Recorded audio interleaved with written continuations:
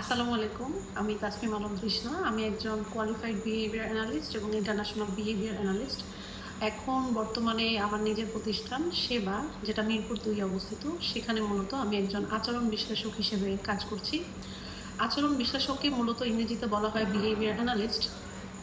আমাদের বাংলাদেশে এই পেশাটা অনেকটা নতুন বলে অনেকেই হয়তো বা এই পেশাটার সাথে পরিচিত না। তো যার জন্য মূলত এই ভিডিওতে আরো একটু এক্সপ্লেইন করে আপনাদেরকে বলার চেষ্টা, যাতে আপনাদেরকে আমরা আরো সাহায্য করতে পারি। আল সাফা ট্রাভেলসের ২০২৭ সালের নন শিফটিং হজ প্যাকেজ আজই বুকিং নিশ্চিত করুন।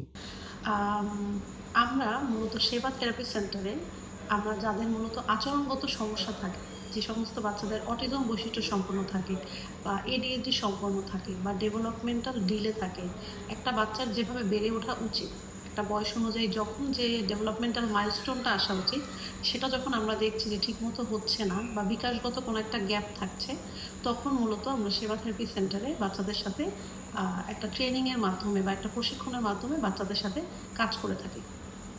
আমরা এখানে যে অ্যাপ্রোচটা ফলো করি সেটাকে মূলত অনেকেই বিহেভিয়ার থেরাপি নামে জেনে থাকলেও এটার অ্যাকচুয়াল নাম হচ্ছে অ্যাপ্লাইড বিহেভিয়ার অ্যানালিসিস, বা সংক্ষেপে হচ্ছে এবিএ থেরাপি। এবং আমরা অনেকেই হয়তো বা জানি না যে এবিএ থেরাপিকে ইন্টারন্যাশনালি গোল্ড স্ট্যান্ডার্ড ট্রিটমেন্ট বলা হয় অটিজম বৈশিষ্ট্য সম্পন্ন বাচ্চাদের জন্য।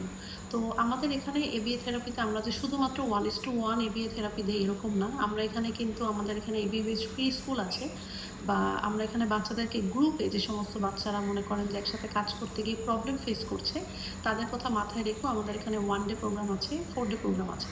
এবং গ্রুপ সেশনগুলোতে আমরা মূলত যে কাজগুলো করি সেটা হচ্ছে, একটা বাচ্চা সাধারণত এখনকার বাচ্চারা কী হয়, একা একা বড় হচ্ছে। একা একা বড় হলে যে সমস্যাটা হয় সেটা হচ্ছে যে একটা খেলনা